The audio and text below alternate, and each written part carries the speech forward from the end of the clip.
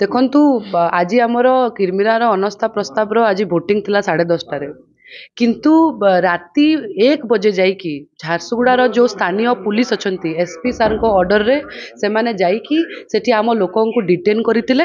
Detain କରିଲା ପରେ ତାପରେ ସେମାନେ ତାକୁ ଛତିଶଗଡ଼ ପୁଲିସକୁ ତାଙ୍କୁ ହ୍ୟାଣ୍ଡଓଭର କରିଦେଲେ।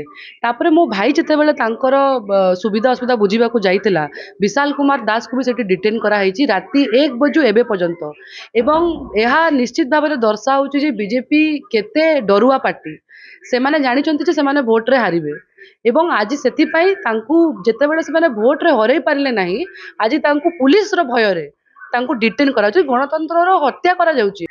ଏସପି ମହୋଦୟ ଏବଂ ତାଙ୍କର ସ୍ଥାନୀୟ ପୁଲିସ ଲଇକେରା ପୁଲିସ ଯାଇକି ସେମାନଙ୍କୁ ଡିଟେନ୍ କରୁଛନ୍ତି ଅଲଗା ଜାଗାରେ।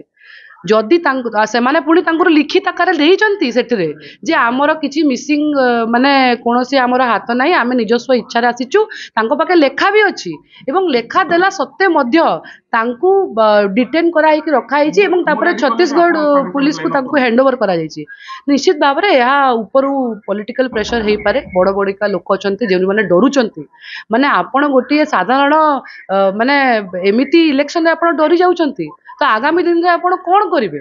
ତ ନିଶ୍ଚିତ ଭାବରେ ଏହା ଆମ ପାଇଁ ଗୋଟିଏ ବହୁତ ବଡ଼ ମୋଟିଭେସନର ଜିନିଷ ଯେ ଯାହା ହଉ ଆମର ଏତେ ବଡ଼ ମାନେ ପ୍ରକ୍ରିୟାରେ ସେମାନେ ଏତେ ଡରୁଛନ୍ତି।